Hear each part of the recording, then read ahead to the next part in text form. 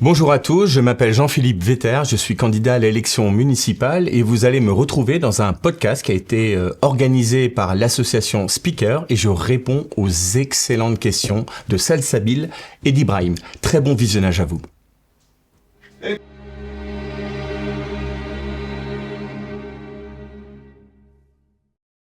Bonjour à tous, aujourd'hui je vais vous présenter notre nouveau podcast sur le thème des élections municipales, plus précisément sur le quartier et les jeunes. Donc je suis en compagnie de Ibrahim qui va vous interviewer avec moi. Bonjour. Bonjour. Et de Jean-Philippe Vetter, candidat aux élections municipales pour le Parti des Républicains. Ses priorités pour ce mandat, c'est la propreté et la sécurité du quotidien, le soutien du monde économique et l'accessibilité et le stationnement. Merci Salsabil. De rien. Alors, on va directement passer à notre première question. Qu'est-ce qui vous motive votre candidature aux élections municipales de Strasbourg ? Eh bien, ce qui me motive, c'est que j'ai vraiment le sentiment que Strasbourg a des atouts absolument formidables. Et honnêtement, si on voulait créer une ville idéale, je pense qu'elle ressemblera à Strasbourg. On a tous les atouts pour réussir, des monuments extraordinaires comme la cathédrale, une université. Combien il y a de prix Nobel à l'université ? Bonne question. 17 prix Nobel, c'est absolument 17. incroyable. Si vous deviez créer la ville idéale, je suis sûr que vous la metteriez près de l'Allemagne et de la Suisse, qui sont les deux plus belles économies européennes. Et honnêtement, si vraiment vous voulez, Salsabil et Ibrahim, si vraiment vous voulez créer la ville idéale, vous lui donnez encore quoi ? Strasbourg comme nom ? Strasbourg, la ville des routes, c'est vrai que c'est pas mal. Et la ville des routes, c'est inspirant. Ça veut dire que beaucoup de gens y arrivent et que l'enjeu, c'est pas seulement de demander d'où on vient, mais c'est aussi de construire un chemin pour qu'on puisse y aller ensemble. Et ça, c'est un vrai enjeu. Mais c'est vrai, je voulais parler notamment des institutions européennes. Parce qu'être une capitale européenne, honnêtement, c'est aussi un vrai atout pour notre ville. Et donc, si je m'engage aujourd'hui auprès de vous, de l'ensemble des Strasbourgeois, c'est pour faire en sorte qu'en fait, ces atouts puissent être exploités vraiment à leur juste mesure, parce que je pense que cette ville, elle a tout pour réussir. Et en plus, elle a les Strasbourgeois, des Strasbourgeois engagés dans les associations, engagés dans les entreprises, engagés aussi dans le service public, pour faire fonctionner notre ville. Et franchement, on a vraiment tout pour réussir. Strasbourg, c'est une ville aussi avec beaucoup de jeunes Oui. qui étudient notamment. Aujourd'hui, quel regard vous portez sur la situation actuelle des jeunes à Strasbourg ? Alors, ça dépend. En fait, on a, je pense que dans de nombreux cas, Strasbourg, c'est un peu l'histoire de deux villes. Il y a plusieurs jeunesses qui vivent différentes réalités. Alors évidemment, il y a une jeunesse qui étudie, par exemple, à l'université. On a quand même 60 000 étudiants. C'est tout à fait considérable. Et là, l'enjeu, c'est de faire en sorte qu'ils puissent étudier dans les meilleures conditions, mais qu'ils puissent aussi avoir une vie active à Strasbourg. Strasbourg ne peut pas non seulement être une capitale européenne et vivre comme un village. Donc il faut aussi une ville vraiment qui vit, mais il y a aussi une jeunesse qui est un peu plus jeune, qui sont dans les écoles, dans les collèges, les lycées. Et là, il y a un vrai enjeu d'éducation, d'accompagnement, de donner des opportunités. À mon avis, vraiment la clé dans la vie aujourd'hui, en plus avec toute la société aujourd'hui qui nous entoure, c'est de donner des opportunités à chacun pour réussir. Et notamment, je veux vraiment investir dans le sport. Je pense que c'est essentiel. Il y a beaucoup de gens qui se révèlent dans le sport, mais aussi dans la culture, dans l'art. En fait, ce qu'il faut, c'est que dans la vie, de temps en temps, il y ait des mains tendues, qu'on puisse les saisir pour faire briller les yeux de celles et ceux qui ont du talent, de celles et ceux qui veulent s'engager. Et chaque fois que vous demandez à un artiste, un comédien, comment ça s'est passé, eh bien, il nous raconte en fait l'histoire d'une rencontre avec un prof, avec un entraîneur qui change la vie. Et souvent, c'est seulement 15 ans, 20 ans plus tard qu'on s'en rend compte. Et en fait, le but, à mon avis, de quelqu'un engagé en politique, il ne peut pas faire tout à la place des gens. Chacun doit aussi, il y a une responsabilité individuelle, il faut aussi que chacun se prenne en main. Mais par contre, il doit créer des opportunités pour que vous, Salsabil, et vous, Ibrahim, à un moment, peut-être grâce à Speaker d'ailleurs, eh bien peut-être que voilà, ça vous crée des rencontres, vous apprenez à prendre la parole en public, tout d'un coup vous vous sentez de plus en plus à l'aise. Et d'ailleurs, il faut dire aussi une réalité. La réalité aussi dans la vie quotidienne, c'est que bien souvent, c'est les habitus qui font la différence. Les habitus, c'est notamment la sociologie, Bourdieu qui avait évoqué cette idée, c'est il y a des signes comme ça presque imperceptibles qui vous rangent dans certaines catégories. Et parfois, le fait d'être dans Speaker, le fait d'apprendre aussi les codes de la prise de parole, ça vous permet aussi d'ouvrir encore plus les horizons. Et en fait, l'enjeu, c'est évidemment de toujours rester fier de qui on est, mais aussi avoir cette volonté, cette envie de découvrir et d'aller vers son risque. Il est dit dans des grands textes que c'est en allant vers l'eau profonde qu'on arrive à avoir des pêches miraculeuses. Donc il faut partir de là où on a pied pour oser aller pêcher en eau profonde. Voilà. Quelle mesure de votre programme, pour vous, vous semble la plus importante pour les jeunes ? Pour les jeunes, alors j'aimerais évoquer 2 mesures. La première, c'est la création d'un passeport citoyen strasbourgeois. Je suis persuadé en fait qu'on apprend beaucoup de choses à l'école, de l'instruction.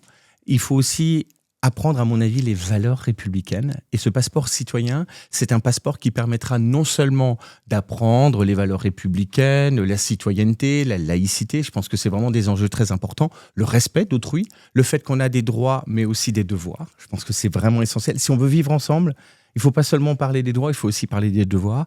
Mais aussi, ce passeport citoyen strasbourgeois, il doit évoquer l'histoire de notre ville. Et on ne vient pas de n'importe où, hein. L'Alsace est un territoire très particulier, avec une histoire très particulière qui est aussi parfois dramatique, mais aussi inspirante. Tommy Ungerer disait que l'Alsace, c'est une terre battue, parce que l'histoire de l'Alsace a été très, très particulière. Mais en même temps, de cette histoire alsacienne faite de tumulte, on a réussi à créer l'Europe, on a réussi à créer la paix. Et ce que je dis souvent aux uns et aux autres, c'est qu'avant, le Rhin était un fleuve de sang. Notre ennemi de toujours, c'était l'allemand. Toujours. Et finalement, aujourd'hui, on parle de plus en plus d'amitié. C'est évidemment l'amitié franco-allemande, le moteur de l'Europe. Et ce que je veux dire par là, c'est que dans les contrées du monde où on vit la guerre, avec des soi-disant ennemis héréditaires de toujours, il y en a plein des contrées comme ça où il y a des guerres sans fin. Eh bien, je pense que le rêve, c'est pas un rêve américain de belles voitures, de richesses, de frimes. Le rêve là-bas, c'est plutôt le rêve européen, c'est-à-dire la capacité à instaurer la paix, à créer la paix, c'est-à-dire des frères ennemis qui arrivent finalement à se mettre ensemble, éteindre les sons des canons et le remplacer par le son des arguments. Vous ne trouvez pas qu'en fait on est dans une ville incroyable, qui peut en fait être aspirante pour le monde entier. Et donc ce que j'aimerais, c'est effectivement un passeport citoyen strasbourgeois pour qu'on puisse apprendre les valeurs de la République, mais aussi l'histoire de Strasbourg, pour qu'on puisse aussi se sentir fier d'être les dignes représentants d'une ville et d'un territoire qui inclut, qui ouvre les bras, qui a une histoire particulière, une histoire d'ailleurs aussi inspirante pour beaucoup, comme je le dis, avec ce rêve européen. Et puis la deuxième mesure, c'est le sport. Notamment, j'aimerais en fait investir un vrai plan d'action pour rénover notamment les clubs sportifs, et pour que les installations soient propres, les installations soient belles, pour que ce soit un plaisir de faire du sport à Strasbourg, mais aussi qu'on puisse aider les associations, notamment celles qui encadrent les plus jeunes. Et c'est vrai que nos bénévoles, en ce moment, ils tirent un peu la langue, hein. C'est un gros engagement quotidien, et de plus en plus, ils remplissent des papiers au lieu d'être au contact des jeunes, alors que c'est ce qu'ils veulent en particulier. Et donc, je souhaite être vraiment en soutien du monde associatif. Merci beaucoup. Strasbourg, c'est aussi une ville où il y a de nombreux quartiers prioritaires et du coup des jeunes dans ces quartiers prioritaires. Aujourd'hui, quelle action concrète permettrait de faciliter l'implantation de commerces et d'activités économiques pour dynamiser les quartiers prioritaires ? Oui. Et comment faciliter l'accès à l'emploi des jeunes, à ces jeunes ? Alors c'est vraiment une question essentielle. C'est-à-dire que Strasbourg est une ville, effectivement, qui a un fort taux de pauvreté. Et franchement, souvent, Strasbourg, c'est l'histoire de 2 villes, et on a l'impression qu'il y a des bons quartiers, les beaux quartiers d'un côté, et des quartiers vraiment difficiles de l'autre. D'ailleurs, de plus en plus, des quartiers prioritaires de la ville qui se sentent délaissés. Et l'un des sujets, c'est notamment, il n'y a plus de cœur de quartier, il y a de moins en moins de commerce, il y a de moins en moins de cœur de vie. Et en fait, déjà, l'un des enjeux, c'est de pouvoir assurer et sécuriser l'espace public et rendre propre l'espace public. Parce que je le vois dans de nombreux quartiers, on peut créer des commerces, mais si jamais l'espace public n'est pas sécurisé, si c'est pas apaisé, si c'est pas propre et accueillant, eh bien la clientèle ne vient pas. Sauf les habitués, qui d'ailleurs sont les mêmes qui parfois sont présents en continu sur l'espace public. Et donc, si on veut vraiment pouvoir avoir une vie commerciale, une vie de quartier, eh bien, il faut déjà vraiment faire en sorte qu'au quotidien, eh bien, on lutte contre la prolifération des rats, qui est un vrai problème, notamment à la Méno. Vivre au quotidien avec les rats, honnêtement, c'est un enfer. Les punaises de lit, si. La propreté. On le voit là, rien qu'en venant, j'ai vu encore, on voyait que des voitures ont été brûlées, on voit encore sur le sol le fait qu'il y a du plastique cramé, du pneu cramé. Ce sont des signaux, en fait, qui ne rendent pas globalement la vie du quartier attractive. Et donc, cette idée de sécuriser les espaces publics, rendre la vie plus propre, les quartiers plus propres, eh bien c'est absolument essentiel déjà si on veut donner une base saine pour qu'on puisse développer après le commerce et les cœurs de quartier. Donc déjà, la priorité numéro 1, si vous ne sécurisez pas l'espace public, vous pouvez faire tout ce que vous voulez comme commerce, il n'y aura pas de clientèle. Ça, c'est le premier point. Le deuxième, c'est évidemment l'engagement avec les bailleurs sociaux, avec les forces économiques de notre ville, aussi avec les différentes ressources de notre ville et de l'Eurométropole pour pouvoir investir et donner leur chance à des jeunes. Franchement, tenir des commerces, travailler, il y a de nombreux jeunes dans les quartiers qui en sont mais parfaitement capables. La difficulté, c'est quoi ? C'est d'aller voir un banquier, dire bonjour, j'aimerais un prêt. Et d'avoir un oui à la fin. Parce que vouloir un prêt, c'est possible. Avoir un oui à la fin, c'est beaucoup plus difficile. La ville, elle doit se porter caution. Elle doit garantir. Pourquoi ? Parce que si c'est pas la ville qui prend les risques et qui sécurise le fait qu'un jeune puisse à un moment faire un prêt pour faire vivre son commerce. Vous savez, je vais vous raconter une petite anecdote. Je suis un fils de boulanger. Mon père, il est né orphelin. Enfin, il est né orphelin. Non, il est... Dès son plus jeune âge, on le met à l'orphelinat, on le met à la DAS, comme on le dit. Donc, du coup, il connaît ni sa mère ni son père. Et puis, à l'âge de 14 ans, on lui dit « Jean-Claude, boulanger ». Donc, il n'avait pas le choix, mais on l'a mis comme boulanger. Il a fait un apprentissage. Et puis, finalement, la chance de sa vie, c'est qu'à 23 ans, la dame qui possède la boulangerie, Madame Graff, elle veut vendre. Et elle lui fait ce qu'on appelle un crédit emprunteur. Donc, c'est-à-dire que c'est la personne qui possède la boulangerie qui vend la boulangerie et qui, en fait, se paye en fonction du chiffre d'affaires de la boulangerie. Et donc, c'est comme ça. C'est parce qu'il a eu cette Madame Graff. Aucune banque voulait lui donner un orphelin.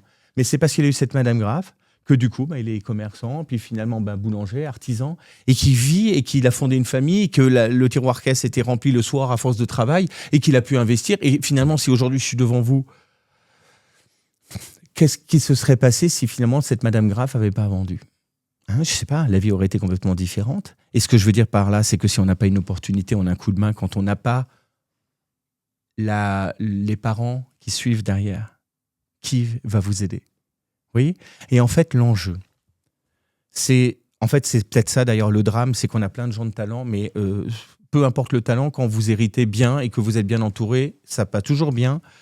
Quand vous avez du talent, mais que vous n'êtes pas forcément bien entouré et que vous héritez de rien, ça se passe difficilement. Ça se passe pas mal, mais ça se passe difficilement.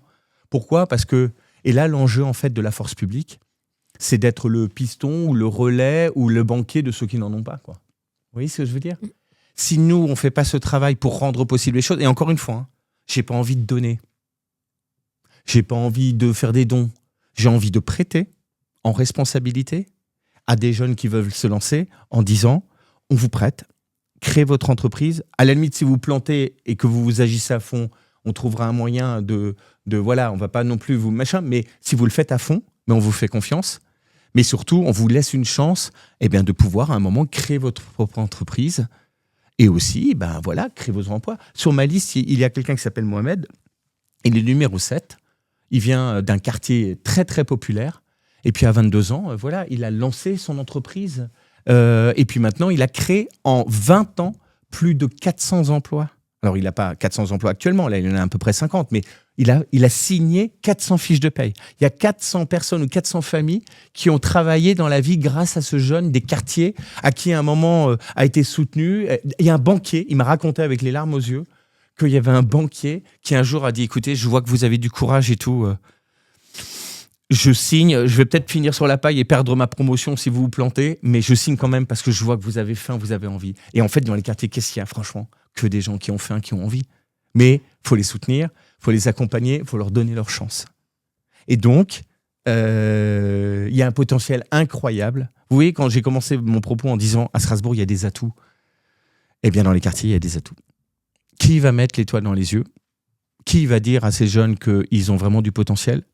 Et aussi, un discours de vérité. Il ne s'agit pas seulement de dire « t'es le meilleur, t'es le plus beau, tu vas réussir » ou « la plus belle, et tu vas réussir ». Le discours, c'est aussi de dire « t'es en responsabilité, on n'est pas là non plus pour te donner sans retour. Tu as des droits, mais tu as aussi tes devoirs. Si tu veux vraiment travailler et réussir, nous, on sera là pour toi. » C'est ça qu'il faut. C'est ça qu'on attend en fait de la force publique. On est d'accord ou pas ? C'est vrai. Bon. Vous avez l'âge de voter ? Moi, personnellement, oui. Ça fait de toi mon nouveau meilleur ami. Et toi? Pas encore. Pas encore. Je sais pas. Bon. Merci beaucoup pour cette réponse. Ok. J'aimerais revenir sur une ligne de votre programme par rapport au stationnement et au transport. Qu'est-ce que vous préconisez pour faciliter les déplacements à l'accessibilité à tous, pour les personnes handicapées? Oui, alors c'est ça en fait. Il ne faut. Alors évidemment, on a eu un mandat qui a fait la guerre à la voiture. Je le dis à la maire de Strasbourg, je le dis à toutes celles et ceux qui font aussi la guerre à la voiture d'une certaine manière. Il ne faut pas seulement voir la voiture, la carrosserie, la tôle et le pneu. Il faut aussi voir la personne humaine derrière le volant. La personne derrière le volant, c'est parfois une maman ou un papa d'une famille nombreuse qui a besoin d'une voiture pour déposer ses enfants. La personne derrière le volant, c'est parfois un artisan qui, pour bosser et réduire votre fuite chez vous où vous êtes en galère, qui en fait répare cette fuite et vous rend un immense service. La personne derrière le volant, c'est comme vous l'avez dit, peut-être une personne en mobilité réduite. Elle est handicapée ou elle est vraiment âgée. Elle a besoin de sa voiture pour vivre, pas pour se balader, machin, pour vivre au quotidien. Et donc, effectivement, maintenant, il faut trouver le point d'équilibre. Quand on rend la vie impossible en circulation automobile, non seulement finalement une voiture, au lieu de faire 20 minutes de trajet, elle en fait 40. Est-ce qu'on a vraiment gagné en termes de qualité de l'air? Une voiture qui roule 40 minutes dans les bouchons, je pense que c'est pire qu'une voiture où il y a de la fluidité. Donc, il faut créer de la fluidité. Parfois, il faut revenir aussi sur certains aménagements. Je pense au Neuhof, au bout de la rue des Jésuites. On a vraiment une vraie difficulté à circuler depuis qu'il y a des immenses pistes cyclables qui, parfois, sont aussi larges. On appelle ça des fois des pistes d'atterrissage. Alors, je ne sais pas si parfois il va y avoir... Mais, et donc, c'est pour dire à quel point ils sont immenses et on sent bien qu'à la fois le piéton a été le grand oublié, mais aussi évidemment la fluidité de la circulation. Ça, c'est vraiment un enjeu. Et aussi, si on veut une ville pour tous, il faut qu'elle reste accessible en stationnement. Vous savez, les gens modestes, ils me disent ils ne peuvent pas mettre 2 heures de parking pour aller au centre-ville de Strasbourg. Hein.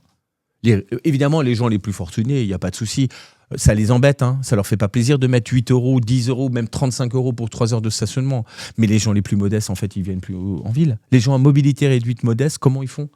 Et donc, c'est pour ça que, notamment, je propose la gratuité entre midi et 2. Pour que lorsqu'on veut aller au restaurant, par exemple, ça soit gratuit. Parce qu'il y a un fait complètement dingue, c'est que parfois, les gens payent plus de prix de stationnement que le plat du jour. Au bout d'un moment, en termes d'attractivité, d'envie d'aller au restaurant. Donc, effectivement, ça, ce sont des choses en fait qui donnent de l'air à la vie quotidienne. Il faut qu'on puisse circuler, il faut qu'on puisse faire vivre en fait nos commerces de proximité, celles et ceux qui travaillent au quotidien, c'est absolument essentiel. Merci beaucoup. Eh bien, écoutez, ça a été vraiment un plaisir. Il faudrait qu'on continue hors caméra alors du coup. Bien sûr. Voilà, c'est vrai. avec grand plaisir. Sur le Allez, canapé. ça marche. Allez, merci beaucoup. Très Merci bonne à vous. journée. Au revoir.